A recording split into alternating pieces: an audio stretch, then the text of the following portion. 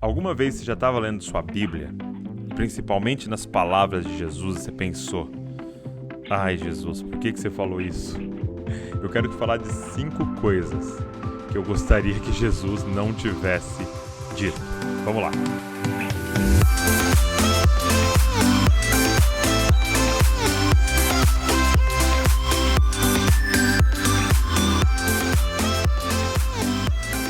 Seja bem-vindo a mais um Jesus Cop Podcast. Que alegria ter você aqui, nos ouvindo ou nos assistindo, porque o nosso podcast está em todas as plataformas de podcast e também no YouTube. Ok? Se você é novo aqui, seja muito bem-vindo. Que alegria, cara, que você está aqui pela primeira vez no nosso podcast. Olha, deixa eu te dizer uma coisa, tem muito material aí para você ouvir e para você assistir, então aproveita tudo. Toda segunda-feira tem um podcast de entrevista, toda quarta-feira esse aqui, o Copiando Jesus, que é sempre temático. Nós temos um grupo no Telegram onde a gente compartilha o PDF desse conteúdo aqui para você poder estudar ou compartilhar com o grupo. Isso é muito legal. Se você está sempre aqui, seja bem-vindo de volta e obrigado. Obrigado por você que está divulgando, está falando para os outros, está mandando o link nos grupos. Então, muito obrigado. É por causa de vocês que a gente tem chegado tão longe e alcançado milhões de pessoas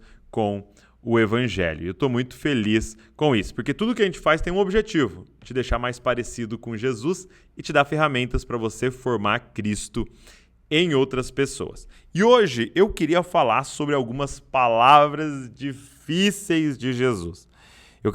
Tem um livro chamado 10 coisas que eu gostaria que Jesus não tivesse dito. Então eu estou falando a partir desse livro e eu quero falar 5. E as 5 que eu selecionei, elas estão no Sermão da Montanha. O Sermão da Montanha é uma das porções das Escrituras mais importantes e mais desafiadora para nós. Então vamos lá. Primeira coisa que eu gostaria que Jesus não tivesse dito, porque é extremamente desafiador. Mateus 5, verso de número 3. Bem-aventurados os pobres em espírito, porque deles é o reino dos céus. Presta atenção. Jesus está dizendo para nós que o reino dos céus tem um dono, ou tem donos. Quem são? Ou quais as características daqueles que vão herdar o reino dos céus? E aí ele usa esse termo, bem-aventurado. Sabe o que é bem-aventurado? Feliz. Sabe o que é bem-aventurado? É talvez um termo que a gente usa muito, bem-sucedido. Sabe o que é uma pessoa de sucesso, Jesus estava dizendo? Os pobres em espírito. E é interessante que a palavra original que Jesus usa aqui é pitokos. Tá? No grego, eu não sei nem se a pronúncia é exatamente essa, ok? Mas eu sei que essa palavra, ela traz uma imagem para quem estava ouvindo. E a imagem de um mendigo. É a imagem de alguém no chão, pedindo misericórdia, ajuda, como que dizendo: se você não parar e me ajudar, eu vou morrer de fome, eu vou morrer na minha vulnerabilidade. E aí, de repente, Jesus coloca na mesma frase pitocos, essa imagem, e bem-aventurado. Você fala: Jesus, o que você está falando? Como assim feliz? E aí, eu quero te explicar isso. Isso aqui é desafiador, por quê? Porque nos tira da nossa arrogância. Nos tira, porque pra gente, o que é bem-sucedido? É o cara cheio de grana. É o cara cheio de poder. Porque bem-sucedido para nós é estar no controle. Feliz para nós é estar no controle. Eu saio de casa a hora que eu quero porque eu tenho meu carro, eu vou aonde eu quero porque eu tenho recursos, eu viajo para onde eu quero, eu faço meu horário, isso é o bem-sucedido. E Jesus está falando: não, você não entendeu nada. Sabe o que é bem-sucedido para mim? Aquele que mais depende de Deus.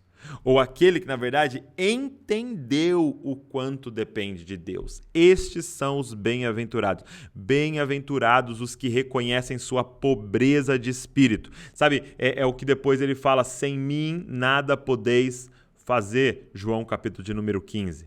É a gente reconhecer que somos completamente dependentes dele. Como aquele homem, aquela mulher no chão dizendo assim: se você não parar, Deus, eu morro. O meu fôlego de vida é teu. O alimento que está na minha mesa foi o Senhor que me deu. A força para trabalhar vem de ti. Eu dependo completamente do Senhor. Felizes são aqueles que reconhecem isso. Ah, que palavra difícil. Bem-aventurados os pobres em espírito, porque deles é o reino dos céus. Agora, segunda coisa que eu gostaria que Jesus não tivesse dito, desafiadora. Olha o que está escrito em Mateus 6, 14 e 15. O versículo depois da oração do Pai Nosso.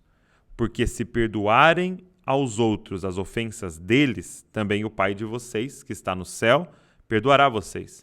Se, porém, não perdoarem aos outros as ofensas deles, também o Pai de vocês não perdoará as ofensas de vocês. Ah, Jesus! Diga comigo. Ai, Jesus! Ai! Ele está dizendo para nós que se a gente perdoa quem está ao nosso lado, o Pai que está no céu nos perdoa das nossas ofensas, que são os nossos pecados. Ele está dizendo, se nós não perdoamos aqueles que estão ao nosso lado, as ofensas daqueles que estão ao nosso redor, o Pai que está nos céus não perdoa as nossas ofensas. Cara, isso é muito louco. Você já parou para pensar nisso? Que a oração do Pai Nosso é isso, Senhor, perdoa as nossas dívidas, assim como perdoamos aqueles que nos devem. Perdoa as nossas ofensas, assim como perdoamos aqueles que nos ofenderam. Cara, você está falando para Jesus, me trata como eu trato o meu ofensor. Você não está falando para Deus, Pai, me trata como eu trato os meus amigos, como eu trato a minha família. E talvez até aí você já estaria complicado, porque tem muita gente tratando mal amigos e família. Mas você está dizendo, me trata como eu trato os meus inimigos. Uau! Que palavra difícil. Se você perdoar quem te ofendeu, o Pai te perdoa. Se você não perdoar quem te ofendeu. Então, não é quem sem querer pisou no seu pé. Não, quem te ofendeu. Cara, o perdão é essa chave. Por quê? Porque quem é que é perdoado pelo Pai? Você pode dizer assim, não, todos são perdoados pelo Pai. Na cruz, todos. Não. Perdoado pelo Pai são aqueles que se arrependem. Se não houver arrependimento, não tem perdão. Porque se não houver arrependimento, não tem reconhecimento de pecado. Como é que você perdoa alguém que não reconhece que tem dívida? Então, por que Jesus fala isso? Porque se você não perdoa o seu irmão, sabe por que nós não perdoamos um ao outro? Sabe por que nós seguramos a ofensa uns contra os outros? É simples. Quando eu não perdoo alguém, eu estou declarando, eu sou melhor que você. Quando eu não perdoo alguém, eu estou declarando, você me ofendeu de um nível que eu nunca faria. Eu não sou tão pecador quanto você. Eu não sou tão mal quanto você. E qual é o pré-requisito para ser perdoado pelo Pai? Reconhecer o quão pecador você é. Olha Paulo chegando no ápice da maturidade cristã. Dos pecadores, eu sou o principal. Cara, quando eu perdoo o meu ofensor, quando eu perdoo a ofensa de alguém, eu estou declarando, eu te perdoo, porque eu sou pior que isso. Eu te perdoo, porque eu sou mais pecador ainda do que isso. Eu te perdoo porque o que você fez contra mim não é nada diante do que eu fiz contra Deus. E Deus já declarou que quer me perdoar. Quem sou eu para não perdoar o meu ofensor? Cara, aqui continua sendo reconhecer a nossa miséria diante de Deus. Só assim a gente vai perdoar os nossos ofensores e ser perdoado pelo Pai. Terceira coisa que eu gostaria que Jesus não tivesse dito, que é muito desafiadora. Mateus 5, 43 ao 45. Vocês ouviram o que foi dito? Ame o seu próximo e odeie o seu inimigo. Eu, porém, lhes digo, amem os seus inimigos e orem pelos que perseguem vocês, para demonstrarem que são filhos do Pai de vocês que está nos céus. Porque ele faz o sol nascer sobre maus e bons e vir chuva sobre justos e injustos. Diga, ai, Jesus, ai. Ame os seus inimigos ame os seus amigos e odeie os seus inimigos? Tá certo, porque até amar amigo já é desafiador. O que Jesus está falando aqui quando ele diz ame os seus inimigos? Ore por quem te persegue. Para você demonstrar que você é filho do seu Pai que está nos céus, porque o seu Pai que está no céu faz nascer o sol sobre o adúltero e o fiel. Seu Pai que está no céu faz nascer, cair chuva sobre o que sonega imposto e o que paga imposto, sobre os bons e os maus. E aí, se você é filho dele, você tem a mesma atitude. O que Jesus está fazendo? Jesus está pegando amor e tirando da categoria pagamento. Como assim, Douglas? Porque se eu amo meu amigo, eu estou simplesmente usando o amor para pagá-lo por ser meu amigo. E se eu odeio o meu inimigo, eu estou usando o amor como uma moeda. Então, ele é meu inimigo, eu não dou amor para ele porque ele não merece. Jesus está tirando amor da categoria merecimento. E Jesus está dizendo, amor não é mais merecer. O que é amor agora para vocês? Presta atenção. Olha o que ele diz. Para que vocês demonstrem que são filhos do Pai de vocês que está nos céus. Aonde está amor agora? Amor não é mais a moeda que eu uso para falar quem merece e quem não merece. Amor agora se torna natureza. E por que natureza? Porque agora eu e você não temos mais controle sobre quem vamos amar. Porque eu não te amo, eu não demonstro amor por você porque você fez algo certo e eu vou te pagar. Eu demonstro amor por você porque é a minha natureza, eu não tenho mais controle sobre isso. Por que o sol nasce para os justos e injustos, a chuva cai sobre os bons e os maus? Porque Deus é amor. Amor não é a moeda de troca de Deus. E aí, qual foi a nota que você tirou na escola? Tá aqui amor. E aí, quantos mandamentos você obedeceu? Tá aqui amor. Não, amor é a natureza do nosso Pai. E agora é a nossa natureza, porque nós somos filhos e filhas de Deus. Ai, Jesus. Ele mudou o que é amor. Ele vai dizer, se você ama quem te ama, qual é a sua diferença para os pagãos? Porque eles também amam quem ama eles, porque para eles amor é moeda de troca. A diferença é que agora amor é a natureza de vocês. E vocês não têm mais controle. Eu gosto muito de uma história, e talvez você até já me ouviu contando, mas eu gosto tanto dela que eu vou repetir para você. Havia um monge sábio, né?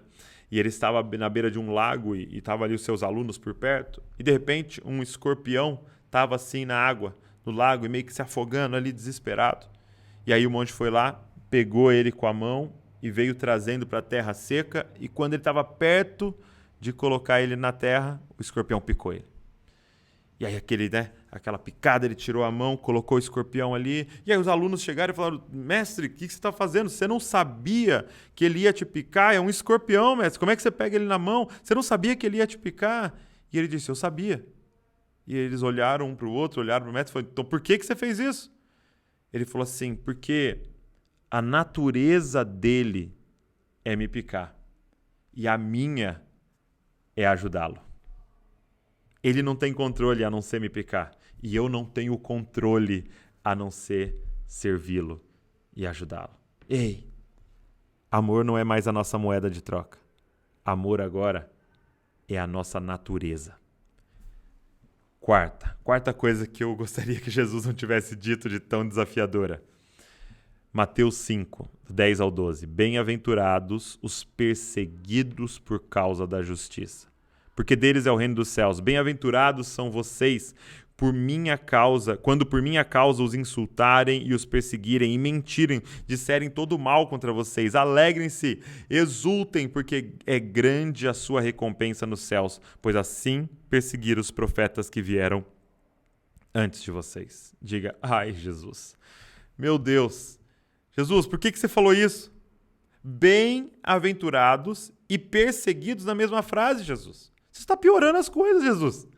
Felizes os perseguidos. Felizes são vocês quando por minha causa te insultarem, te perseguirem, mentirem, caluniarem contra vocês. Sim. Felizes, bem-aventurados. Por quê? Porque nós estamos num sistema caído. E se você fizer, então, o que é certo, provavelmente você será contra a cultura. Você será contra o sistema. E o sistema vai te perseguir. Então, se você mora em um sistema, em um mundo caído, estar de pé vai dar problema. Se você mora em um mundo que foi declarado estar em trevas, se você brilhar, vai dar problema. Então, problema, a perseguição, a calúnia, a mentira, vai ser como que um diagnóstico. Você está no caminho correto.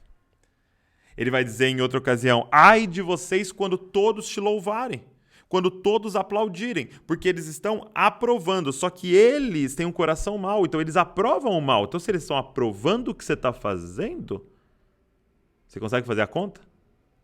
Tem alguma coisa errada. Bem-aventurado são vocês quando vocês forem perseguidos, porque vocês estão no caminho certo. Eu lembro que um dia um discípulo, alguém que estava discipulando, ele chegou para mim e falou assim: Douglas, estou muito chateado. Poxa, estou muito chateado. Por quê? Porque eu estava organizando todas as coisas aqui para um evento que ia ter. Cara, eu fiquei até tal hora fazendo e não sei o quê. Quando eu cheguei aqui, sabe, me caluniaram, falaram que eu não fiz e que eu não fui atrás e que eu não comprei e que eu não dei importância, mas eu tô dando minha vida aqui e me caluniaram, mentiram, o menino mentiu sobre mim lá e ele chateadíssimo e tal. E aí eu falei assim pra ele: cara, você vai fazer o seguinte, você vai chegar em casa. E era solteiro. Você vai chegar em casa e vai falar assim pra sua mãe: mãe, você não sabe, cara, que coisa maravilhosa que me aconteceu hoje. Fui caluniado. Mãe, você não sabe que coisa extraordinária que aconteceu hoje. Fui injustiçado, mãe. E aí ele me olhou para aquela cara de ué, né? Tipo assim, cara, meu pastor é louco. Me olhou para aquela cara de ué. Eu falei assim, e aí você vai terminar assim: fui achado digno de ser tratado como meu mestre. Cara, lembra de Pedro saindo da prisão, tendo sido espancado, tendo sido açoitado, e aí fala assim que eles saíram alegres. Acho que, se não me engano, Pedro e João, eles saíram alegres porque foram achados dignos de sofrer pelo nome de Cristo. Por que felizes? Por que bem-aventurados que são perseguidos? Porque você se parece muito com Jesus quando está sendo perseguido.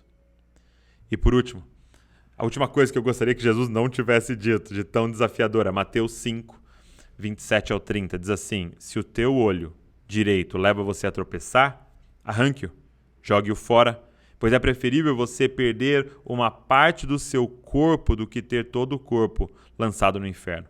E se a sua mão direita leva você a tropeçar, corte-a, jogue-a fora, pois é preferível você perder uma parte do seu corpo do que o corpo inteiro ir para o inferno. Diga: ai, Jesus, ai. Por que o Senhor falou isso, Jesus? Aqui é algo muito desafiador. Por quê? Primeiro porque ele está dizendo: ei, é sua responsabilidade fazer o que for necessário para não pecar. Ele está dizendo: se o seu olho direito vier pecar, arranca. Ele está dizendo: ei, faça o que tiver ao seu alcance para não pecar mais. Vá até as últimas consequências. É claro que ele não está falando literalmente para você arrancar seu olho, para você pegar uma faca e cortar seu pé. Mesmo porque só com um olho você vai continuar pecando. Mesmo porque sem os dois olhos você vai continuar pecando na sua imaginação. O que ele está falando nesses versículos é: arranca pela raiz aquilo que te faz pecar. É interessante ele falar do olho, e aí ele vai falar da mão direita. Por que mão direita? Porque é a mão da nossa habilidade. Ele está falando: nem se você for bom naquilo que você vai ter que cortar, se te faz pecar, corta. Se eu não me engano, no texto de Lucas, ele vai falar: arranca o seu pé, querendo dizer, se aquilo que você está olhando te faz pecar, arranca. Se aquilo que você faz, mesmo sendo bom, te faz pecar, para. Se o lugar que você está indo, falando de pés, se os lugares que você está frequentando te faz pecar, corta. Corta essa, meu irmão. E aqui é desafiador porque ele joga a responsabilidade para nós. Você tem que lidar com o seu pecado. Como? Cortando o que te faz pecar. Às vezes a gente fica ali: não, eu não posso pecar.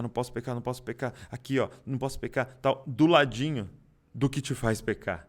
O que ele está dizendo é: corre pela tua vida, vai para longe, corta essa. É uma amizade, corta essa. Um relacionamento, corta essa. Termina esse namoro, pede a conta desse emprego, faz o que for necessário, mas declara para o Senhor: tu és mais valioso que um emprego, tu és mais valioso do que um namoro, tu és mais valioso do que um salário, tu és mais valioso do que a amizade, tu és mais valioso do que tudo.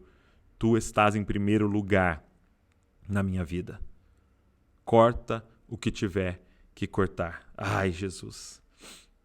Sabe, são coisas desafiadoras, mas a verdade é que bom que Jesus falou cada uma delas. Porque nós precisamos ser desafiados. Precisamos ser desafiados dia após dia. Se esse conteúdo te abençoou, se ele foi relevante para você, eu vou te fazer um pedido. Pega esse link, manda para todo mundo. Seja do áudio aqui do podcast, seja do vídeo, se você está vendo no YouTube, manda para todo mundo. Vamos desafiar mais e mais pessoas a viver as palavras desafiadoras de Jesus. Eu quero te pedir também, se inscreve no nosso canal, se inscreve aqui no podcast para você receber todo o novo conteúdo que a gente tiver. Faz uma maratona de todo o conteúdo aí e indica para um amigo para ele estar sempre com a gente aqui no nosso podcast. Olha, só tem um motivo da gente estar aqui. Te fazer mais parecido com Jesus e te dar ferramentas para formar Cristo em outras pessoas. Então, copie Jesus e copie Jesus.